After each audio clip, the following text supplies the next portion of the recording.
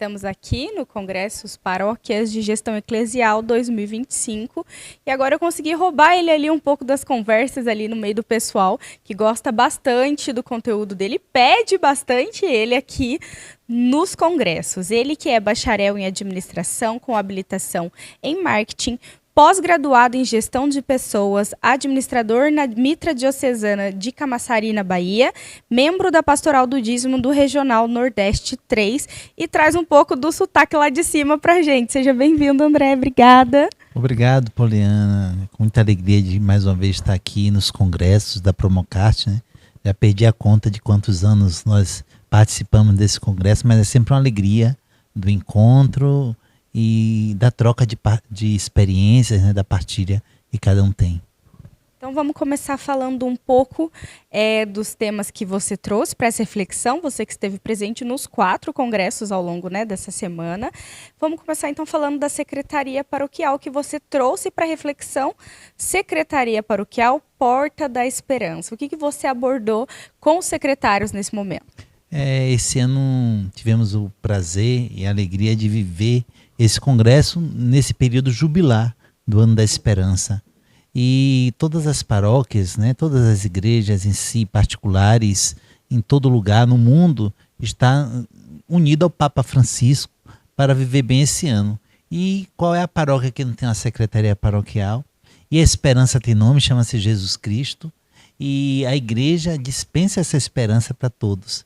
E é pela secretaria paroquial que as pessoas podem alcançar, pela graça do sacramento, por exemplo, o encontro com essa esperança. Tem que passar pela secretaria.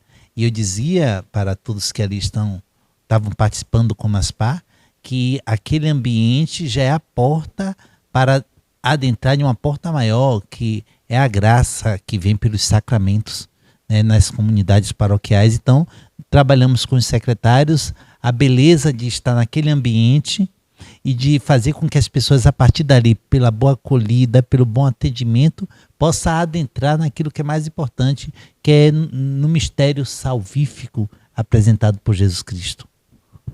E como que o secretário, dentro ali da sua realidade, ele pode ser um verdadeiro transmissor, né, dessa mensagem de esperança que a igreja nos passa, né, em todas as suas celebrações e ritos? Eu até falava isso para os secretários, todos pudessem entender bem, que não é somente estar ali pela dimensão da dinâmica profissional. Claro que isso é necessário, os profissionais do secretariado, mas que também tem que viver a missão do lugar onde eles estão vivendo, né? Toda organização tem uma missão. E a igreja, por sua vez, a sua própria realidade, já vamos falar da missionariedade. Então, o secretário é um missionário e ele ali tem que ser aquele sinal. Muitas vezes podemos chegar em uma paróquia e não encontrar o padre, né? Não encontrar alguma referência pastoral, mas encontramos o secretário paroquial. Então, a partir daquele lugar onde ele se encontra, ele ali não é só mais um profissional, representa a própria igreja, né? Já é sinal de esperança para quem ali chega, porque ninguém procura a igreja com outra necessidade a não ser fazer uma experiência com Jesus Cristo, ou Jesus que se manifesta no sacramento, ou Jesus que muitas vezes alguém que foi buscar alguma ajuda, alguma contribuição, esse Jesus que está ali também para acolher a pessoa que chega. E o secretário paroquial, ele de fato, né, é essa figura singular, né, essa ponte, que é aquela ponte entre o fiel e a sua comunidade, a sua paróquia, o lugar onde ele busca. E ainda assim, falando de esperança, você trouxe esse tema para um outro momento de reflexão, que é o verdadeiro sentido de esperança da igreja, que é através da pastoral do dízimo, né? Que é o dízimo que leva a esperança para a igreja através um pouco, né, dos seus fiéis. E aí você trouxe, então, dízimo, certeza de que a esperança não decepciona. O que você trouxe para refletir com isso, os Poliana, agentes? porque diante deste mundo, né, muitas vezes nós vivemos um mundo muitas vezes polarizado, outra hora, né, egocêntrico, né, mas as pessoas hoje pensam muito em si, ao mesmo tempo vivem um isolamento. E quem faz a experiência do dízimo derruba todas essas barreiras. Em primeiro lugar, ninguém escolhe quem é bom, quem é ruim. Não, eu sou membro da comunidade, eu participo. Então, eu estou feliz por ali estar, eu não me sinto mais sozinho. E eu também não quero que esse Jesus que eu experimento seja apenas algo entre eu e ele. Eu quero que o outro experimente. E a esperança, na verdade, é Jesus Cristo. Por isso que quem é dizimista pode ter até algumas dificuldades, algumas provações econômicas, pode ter talvez uma dívida alta, mas assim mesmo se mantém fiel. Por quê? Porque ela tem certeza de que a esperança, que é Jesus Cristo, ela confia, não decepciona. E ele também se torna sinal de esperança, porque quem contribui com o dízimo na comunidade também manifesta a graça de Deus, né?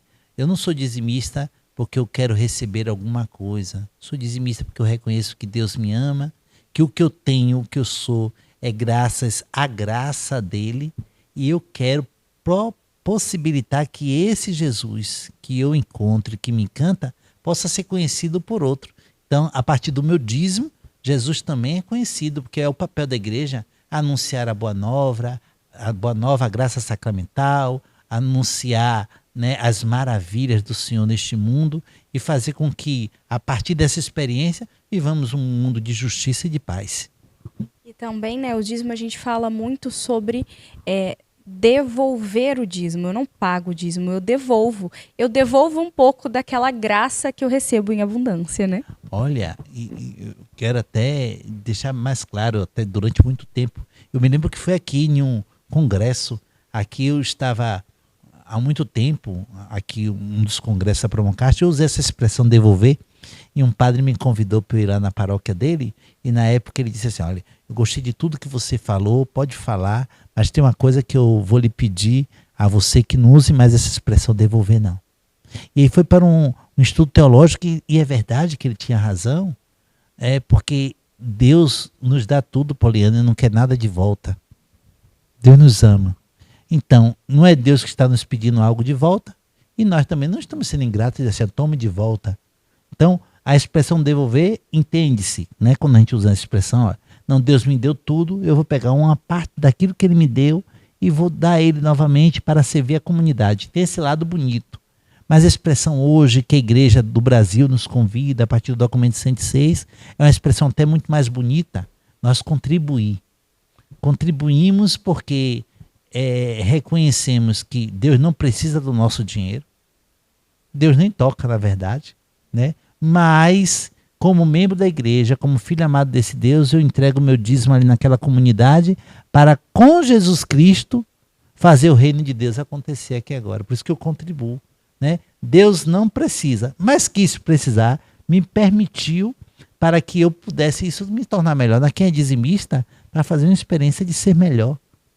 De poder dizer assim, olha, não, eu não olho somente para minha casa, para a minha família, eu não só olho para o meu filho que está na catequese, para o meu afilhado que está na catequese, mas eu olho para as crianças que estão na catequese, que ali possa ter uma estrutura melhor para que aquela criança, conhecendo Jesus Cristo através da catequese, possa no futuro ser um homem de bem e não possa estar na criminalidade, né, porque aprendeu a não furtar, não possa cometer um homicídio porque aprendeu a não matar, que não possa criar desavenças na família, né, com outra família, porque aprendeu a não desejar a esposa do próximo, que não possa carregar ódio no seu coração porque aprendeu a amar ao próximo. Né? Então, são essas graças que, a partir do meu ser dizimista, eu possibilito na vida do outro que eu nem conheço. Então, eu contribuo, e por isso que eu sou sinal de esperança, e a esperança não decepciona. Então, eu contribuo para que a graça de Deus, para que seja possível que a graça de Deus alcance outros fiéis através das portas abertas, né, de todas as nossas igrejas. Isso. Se você que nos acompanha, se ainda não é dizimista, faça a experiência de fazer a graça de Deus se espalhar em todos os lugares. Eu já falei isso em outro momento, né, de uma outra entrevista, mas só quem experimenta aquilo que o dízimo é capaz de fazer com a gente entende quando a gente diz dessa graça que realmente transborda, né? Sim. Então a gente tira essa parte dos nossos ganhos, mas nunca falta, né? Muito pelo contrário, né? Então, assim, a gente fala que acho que faz parte um pouco da mística, né? É a mística, né? Bênçãos serão derramadas além do necessário. Fala o profeta Malaquias, né? Quando nós entregamos ao outro aquilo que é dele. Porque é verdade, né? Nada é nosso. Lá em Atos dos Apóstolos é bonito as primeiras comunidades cristãs que colocava tudo em comum, e aí diz a palavra, e entre eles não haviam necessitados. Ou seja, se nós contribuímos, ou seja, seria tão bom se todo homem, toda mulher conhecesse a Jesus Cristo.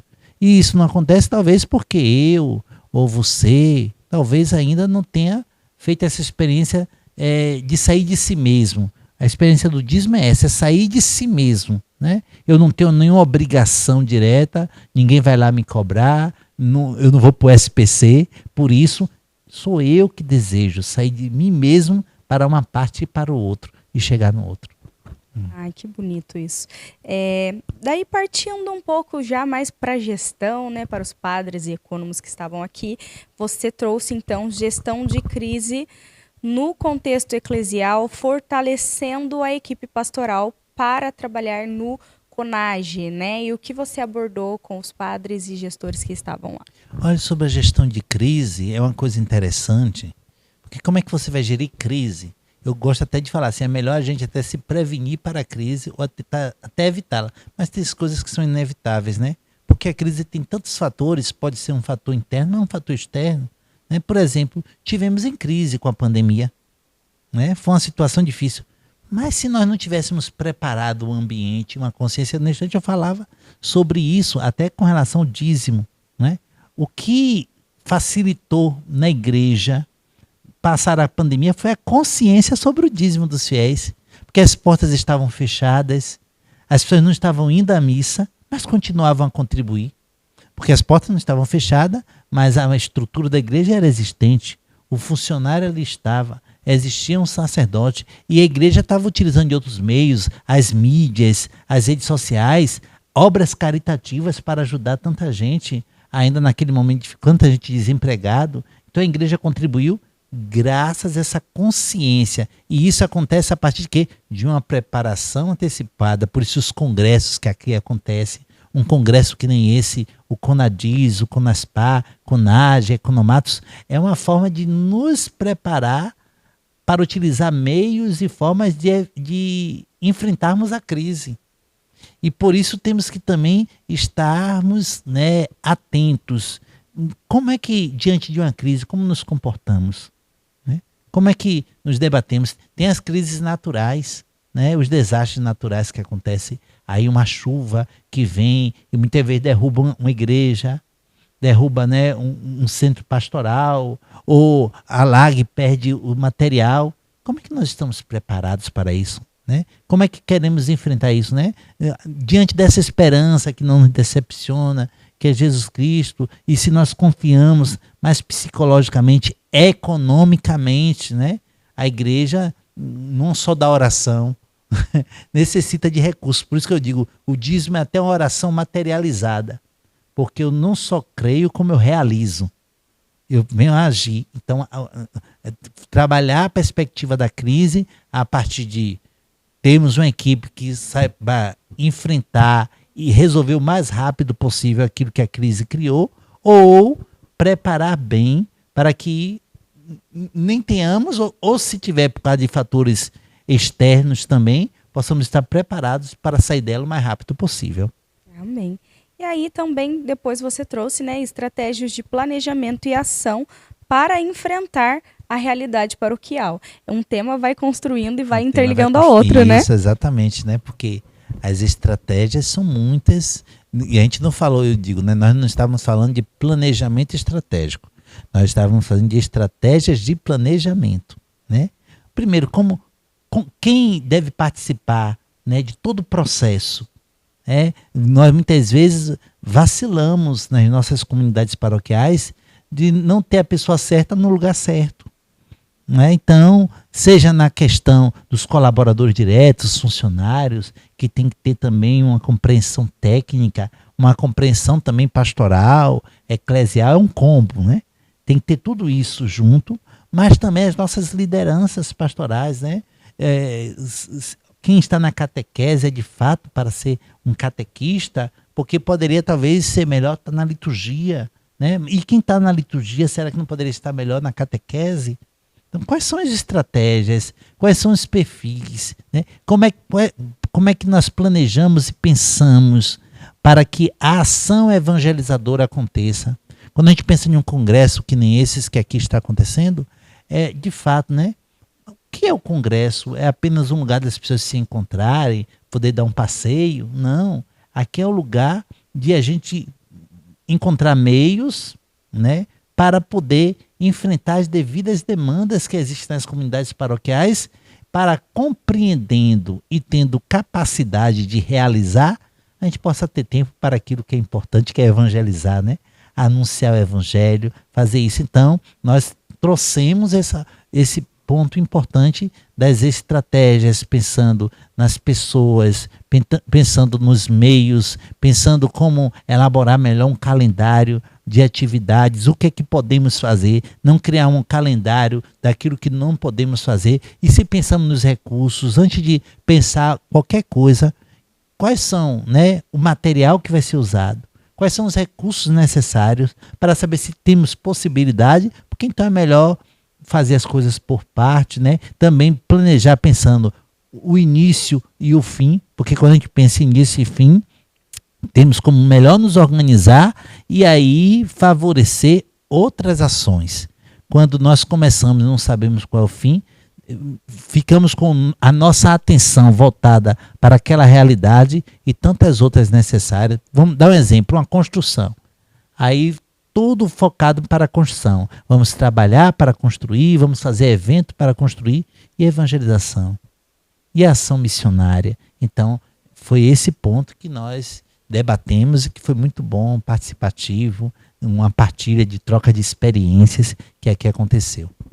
E é engraçado que as pessoas às vezes têm uma mania de achar que os padres e gestores, eles têm tempo de sobra porque eles não têm uma casa para administrar, mas é muito pelo contrário, né? Eles têm toda uma comunidade e uma necessidade daquela realidade em que ele está instalado. Então isso também é muito importante para que ele consiga dar assistência em todas as frentes, né? É por isso que nós falávamos também, né, do montar a equipe.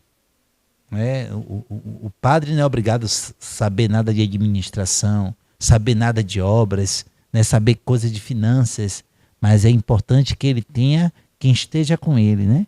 Pessoas conscientes, olha, pessoas que tenham consciência sobre a fé, né? E isso aprende com o padre, né? Um bom pastor que nos apresenta Jesus, que nos mostra a graça sacramental, né? Que é também ali pessoa da Cristo no meio de nós, mas também pessoas que estão ali com ele, que ao mesmo tempo que recebe essa graça de compreender mais, entender mais Jesus a partir do pastor, possa lhe dizer assim, não, eu posso contribuir, né, no seu projeto de construção, vamos tentar ver como melhor economizar os recursos para ter uma melhor evangelização, e como é que eu posso ajudar na catequese. Então, essa equipe participativa, nós chamamos isso até de gestão participativa, né? Em que tem, claro, a figura do sacerdote, que é o responsável, que está ali em nome do bispo na paróquia, mas existe uma equipe, por isso essa igreja sinodal hoje fala dos conselhos, né? Conselho de pastoral, para pensar pastoral,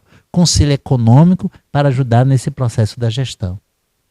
Ai, muito bacana, André, a gente podia ficar conversando aqui, sim, mas eu sei que você saiu de uma palestra, correu aqui, e eu sei que você está querendo assistir mais uma que está acontecendo, sim. Aqui, né? Aqui a gente não só traz, a gente aprende muito mais, né? É uma oportunidade que nós encontramos nos congressos de nos enriquecer.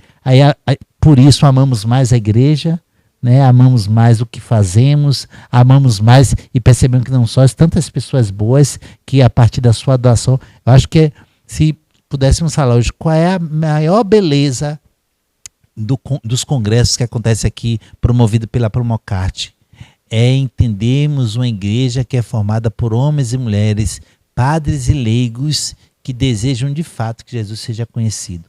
E é a partir dos seus dons, das suas capacitações, né, do seu profissionalismo, mas principalmente do próprio coração aberto, faz com que esse reino de Deus aconteça. Essa é a nossa missão, né? Isso. E em nome de toda a equipe Promocat, Revista Paróquias, quero agradecer você por mais uma vez estar conosco aqui, contribuindo com o seu conhecimento, a sua prática pastoral, enriquecendo, eu sei que com certeza a realidade de muitas paróquias pelo Brasil. Então eu quero agradecer, muito obrigada. Obrigado também, espero sempre, né, poder colaborar naquilo que for possível e agradeço ao mesmo tempo também por nos ajudar a crescer e nos encontrar. Isso que é, né, a teologia do encontro, né? Isso que é mais importante. Muito obrigado. Que a gente continue junto então, né? Com certeza.